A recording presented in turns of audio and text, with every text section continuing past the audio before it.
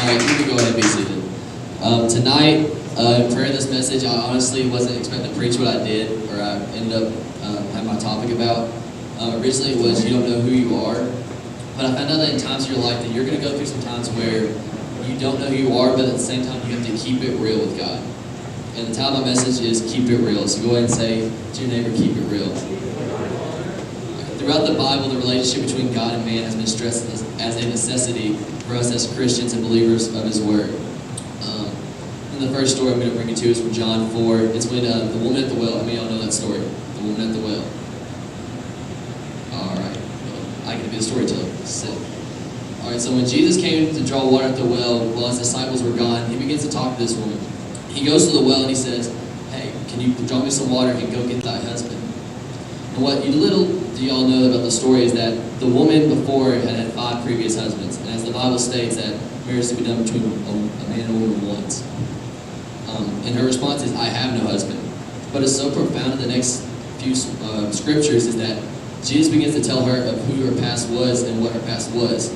And to me, most of the time I think if God's going to call me out for something, then, I might get a little bitter about it. Like, hey, if Brother Perry were to call me out like in the middle of church, say everything I've done, all my sins, I'd probably resent Brother Perry. I'd probably want to punch him in the face at times. Because, why would you come and say something to me like that? But little did the woman know who she was talking to. Because the one that she was talking to was keeping it real with her. And in today's world, we get so wrapped up in the mindset that we keep things to ourselves and hide things within us because we don't want God to look down at us and be ashamed of our lives. Because, who likes the feeling ashamed or regret here? Exactly. That's what my point is. So we hide things and ball it up. But what happened here, the Samaritan woman did not know who she was talking to. She didn't know the man standing before her was soon dying for her sins. He began to tell her about her life and what concerning her past husbands. And granted, this is a touchy subject because Jesus is a Jew and then the woman is Samaritan. So back in the Bible times, they didn't have any, communications. They didn't do anything together. And so for him to tell her this, Samaritan woman kind of got upset, got angry because here's a man calling her out for her sins. And we went to a men's conference. How many of you went to men's conference on the guy's side? I said another grove. Some of the groves with me, Brother Perry went. Brother Osborne. How many of you like Brother Osborne at family, or was it camping? Thank you. He was great. But as Brother Osborne made a point, he said, when you allow Jesus to come into your life, you don't want Jesus in your life. If you're just an average human being, you're not a Christian, the average person's not going to want him in life because he's going to go through everything. He's going to go through your music, he's going to go through your photos, your social media, he's going to go through what you're giving your money to. You don't want Jesus in your life. He's going to go through and make sure everything's related towards him. But she didn't. But back to the Samaritan woman, she didn't resent God. She didn't do anything. She embraced the fact that, yes, Jesus reveals himself to her, that he tells her, I'm the Messiah to come. I'm going to come and save the world for their sins. And how much is the same in the story we apply to our lives? Many times in our walk with God, we hide our sins from God, just like Adam and Eve did when they sinned.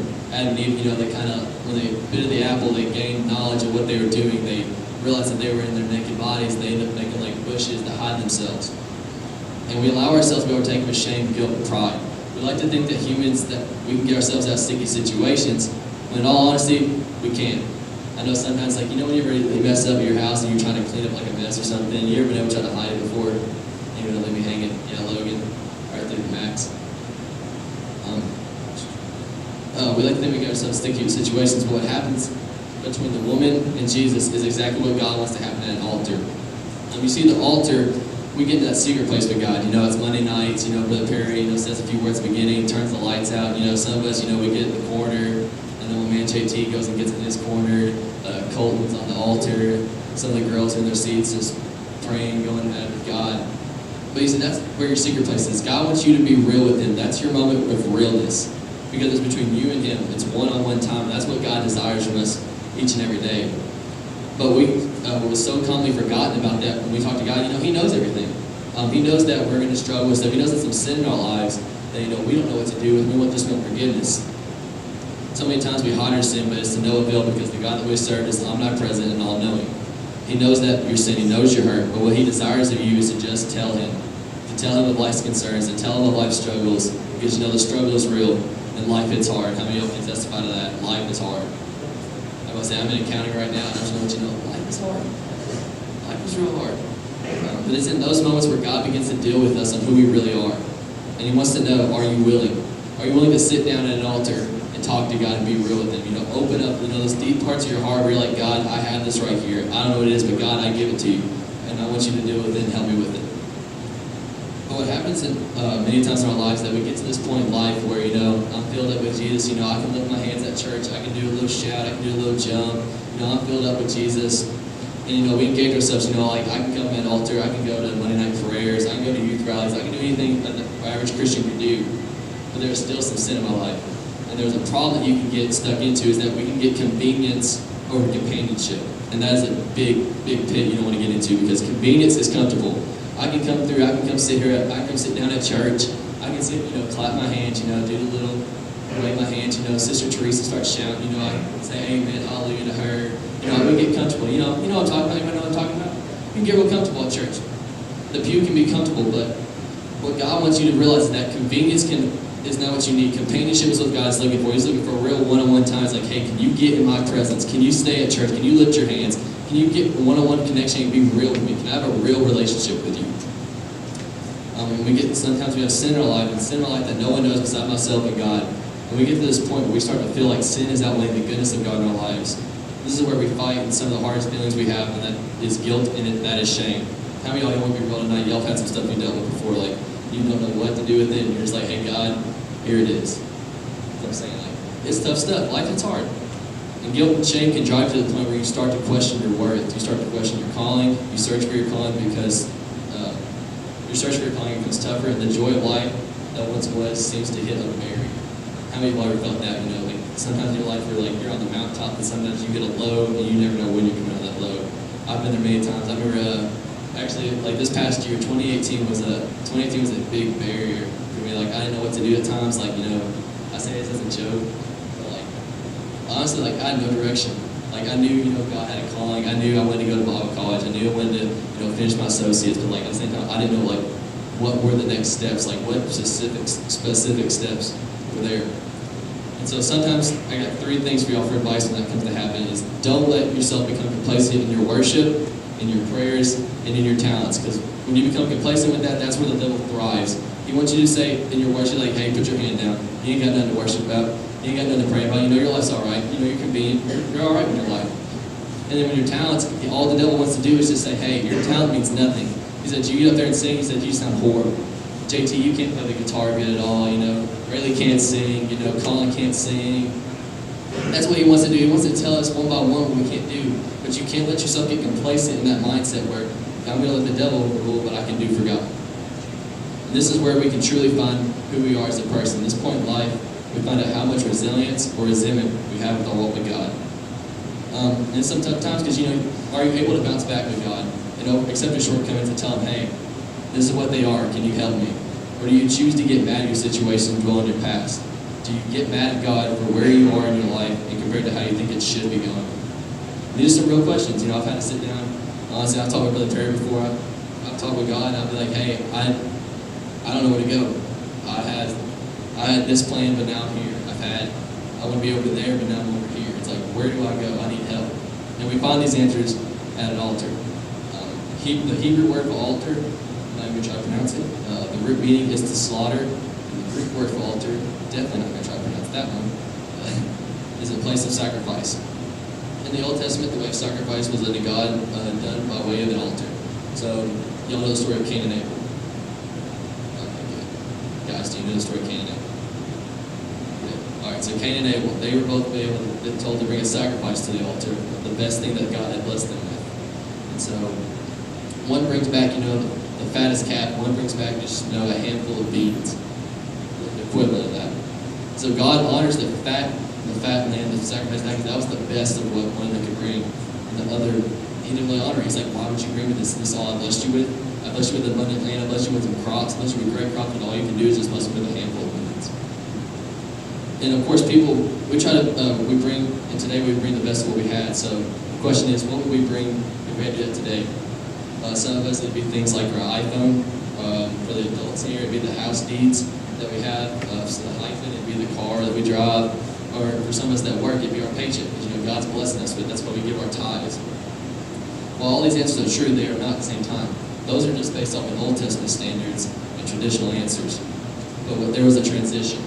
After Calvary and the cross, after Jesus died and bled on the cross, there was a transition between His death, burial, and resurrection. Everybody say 3 days. before the cross, the sacrifice was done at the altar. The best of what someone had was given unto God as a sacrifice. But what transitioned and what changed about sacrifice is that no longer was it something of human value.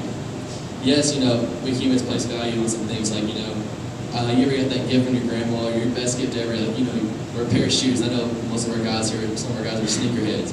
You ever get those pair of shoes and you're like, I'm not going to wear these, I'm just going to keep them in a box, keep them on ice. Yeah, shaking your heads. Girls, someone throw something out there that y'all find very, very valuable. Yeah, go purse. Like if you get, the girl gets a new purse, ain't nobody touching that purse. Somebody touches that purse, somebody's going to lose a hand, somebody's losing an arm, it's going to be bad. We have certain things in our lives that we put a certain level of emotional or sentimental attachment on. But God doesn't have a value system. He looks at every single one of us and as individuals and says, you are priceless. You see, God doesn't have a value system for his people. Yes, we are called to be a chosen generation, a royal priesthood, and a peculiar people. But that's not value. That's a title. That tells you who you are and what your direction is, but that's not telling you what your worth is. And my point is, the cross was the staple of our value. It was the most precious, the most expensive, it was everything. I can't imagine the love that took to go to a cross and die, because it showed what a person can mean to somebody. It showed the dedication that one can have for somebody's life. It showed the compassion someone can have for somebody that can never be matched. It showed the love that God has for us. And ultimately, it showed the heart of God, because Jesus was the Son of God wrapped in flesh, God in flesh. And it showed how real he was towards us. One of the bigger points I want to have tonight is that what is so beautiful about the cross that we can forget if we're not careful is that in this moment, God isn't desiring a possession or anything of human value at an altar. I know what you're thinking, like, what do you mean? What I mean is that God physically went to a cross, died the most torturous death that I deserved, but just because he loved me and he saw my potential. That gives me like goosebumps every time I think that, because God went to a cross. He stretched out his arms, took nails, took a crown of thorns, was mocked and everything, just because he saw potential. And I can never understand it. And the song says, I don't earn it, I don't deserve it, still you gave yourself away. That is specifically what that is about. You know how real that was? And you know what real love is? That's real love right there on the cross. Jesus Christ taking out his arms saying, I'm right here. Like, this could be you, but this is what I want to do for you. And all he wants in return in my life is my commitment and my commitment to serve him. And that's indescribable, it's uncontainable, it's relentless, and that's matchless. And as we begin to list more descriptors of this kind of an act, a magnitude, we describe who God really is. He's matchless, he's indescribable, he's uncontainable, and the list goes on and on and on. So no longer was it the best lamb man had to offer. The greatest lamb had been sacrificed and conquered death, the Lamb of God. But the sacrifice at an altar became you, and it became me. It became the individual follower of Jesus Christ. The cross was the example for the altar for us today. He wants us now. No longer was it altar by his possession that God had blessed me with, but the sacrifice of God's greatest possession, and that's me. God created every single one of us individually. He created some of us with gifts and talents. Colin can sing. Colton can sing. Most of the girls can sing and play instruments. JT can do whatever he wants with a camera in his hand, which I envy you a lot because of that. But what it also exemplified in our lives should be, we all know that we were deserving of the cross. Raise your hand if you know that. We were deserving to die on the cross. We were supposed to die the horrible death, but God stepped in our place, and we know that. But what it exemplified was the purpose the cross placed in our lives. He loved and cared so much that he made himself an example. He literally they mocked him. They made him a public example of what they thought a Christian was. And it was about giving up you for the greater good of this lost and dying world. I know sometimes, we hear the stories of people giving up their lives to go to mission fields for people that may not even accept the truth. And we get this mindset of, but God, do we have to suffer for those who don't believe you? Even though I live the good life, I live the Christian life, I lift my hands, I give my tithes. And this mentality that we can have is something we can form bitterness in our lives. We are called to suffer. We were called to suffer. We were called to do the work. We were called to love sinners but hate the sin. This is called living out your calling and living out your purpose. And if this is suffering us, we really need a real reality check. Because if you find suffering, if you find living for God and doing the thing of God, and maybe you won't get to go play ball, you won't get to go shopping on some days because you're at a church event. If that's suffering, we really need a reality check in this day and age. Anyway. So here's the real point I want to make tonight. Jesus Christ kept it real with us throughout his life. He lived his life in a real manner. He lived as a human. He experienced everything that we feel, but we tend to forget that. And why is that we tend to forget it? I would take a stab at it. What he did and who he was the reason why we forget that. Yes, he was the Son of God. Yes, he was the Messiah to save the world. He was the light of the world. And yes, he was all these things, and I'm not in any way trying to say that Jesus wasn't great and what he did was great and everything he did. What I'm trying to make the point is we forget he was human. He came to earth as a human. Is that same? He came to earth as a human. Yes, he came from a virgin. Yes, he came with the title of knowing that he's the Messiah to come in a purpose. But yet he was still human. So we begin to form in our mind that Jesus Christ was this indestructible or unrelatable human being that we can't relate to because he was born of a virgin. His coming was prophesied in the Old Testament before it even happened. And he came to this earth and performed miracle after miracle after miracle. And he died on a cross and came to life. And yes, his life does fit the scripture for an assumption of someone that we cannot relate to or someone that's indestructible. But there are two moments in Jesus' life that make your understanding of him change dramatically. One of them is when he was tempted by Satan. Most of the time we're like, oh, Jesus probably never did anything wrong. No, he did, but then there were situations where he was put into temptation. The devil came and tried to tempt him. But another one that I found changed my perspective on who Jesus Christ is this next one. He utters the phrase at first, and I was shocked by this. And I'm going to get to the phrase here in a second, but I asked myself, why would Jesus say this? He's the Son of God. He knows the will of the Father. Jesus, throughout his life on the earth, was aware of the will of the Father. He came to earth and knew what he was going to do. He knew he was going to go to Calvary. He knew he was going to go to the cross. He's going to take all that burden. He's going to take all that pain and everything just for me. So while he performed miracle after miracle in his lifetime, we see a divide in the world, right down the middle. Picture that as a good divide. So we got the people that believe in Jesus. We got the 12 disciples, and then we got the ones that hate Jesus. And so you see that divide, and it's all based on human values. So say I'm the Roman ruler. If I could say that Jesus isn't a king of Jews, I don't see him as a king of kings or Lord of lords, and I'd be on that side.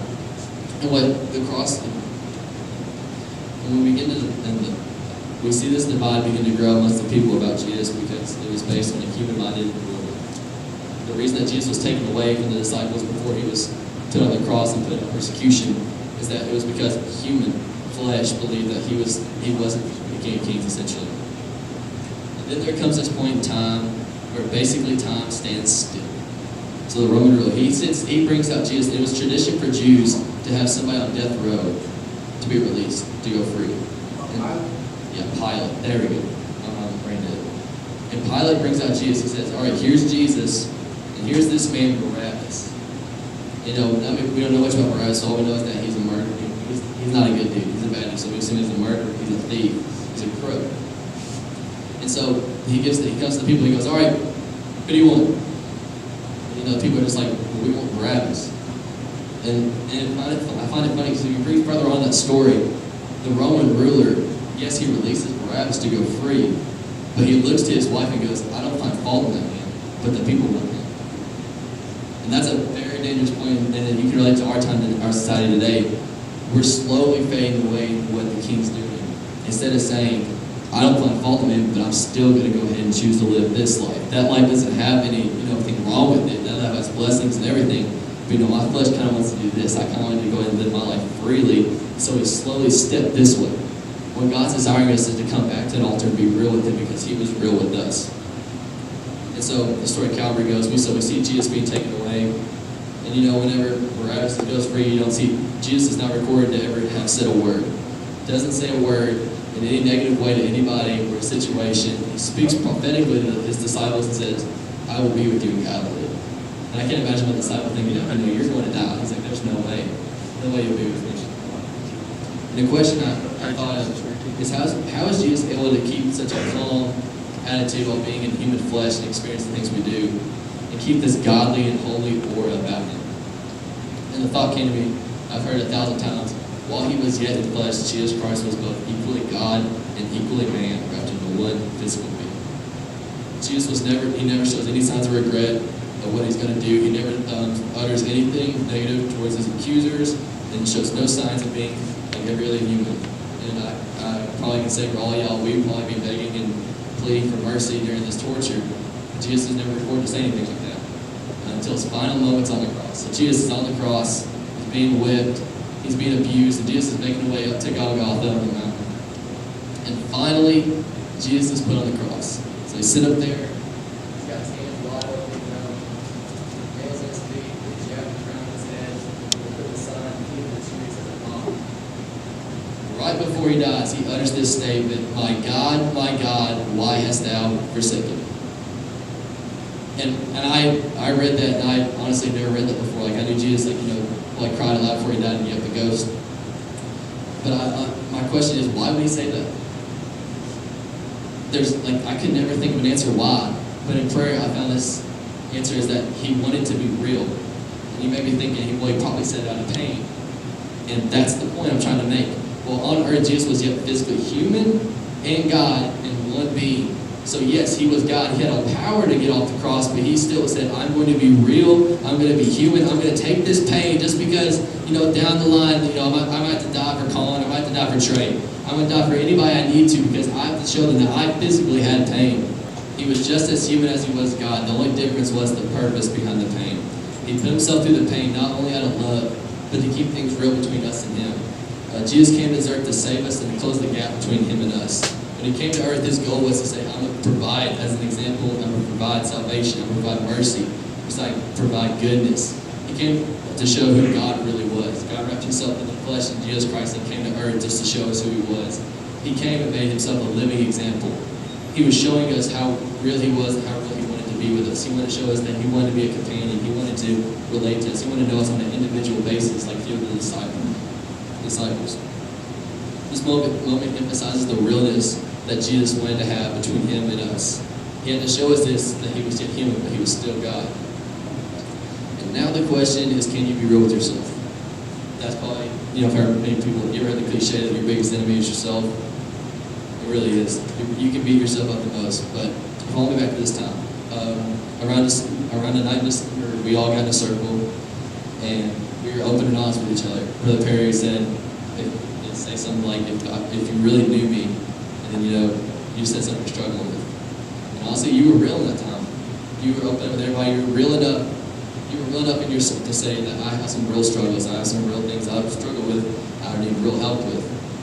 And these issues went from self-confidence to self-worth to fear and anxiety. And the list goes on and on. But what took place that was so awesome that in the spiritual realm, you had a burden and a weight lifted off of you. Realizing that this fight isn't just alone. I have a brother, I have a sister that's fighting the same thing I am. And you were real with them, and all God wants you to do is to be real with him.